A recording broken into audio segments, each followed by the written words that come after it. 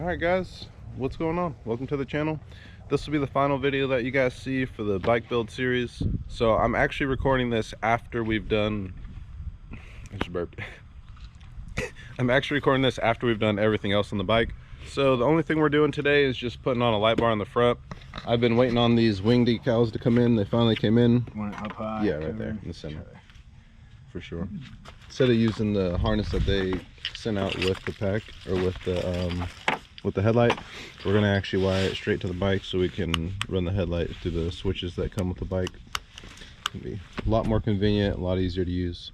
So I appreciate you guys tuning in, watching this build series. If you enjoy the content, make sure you hit the subscribe button, hit the like button if you like the video. It really helps me out a lot. Let's go ahead and jump into the video.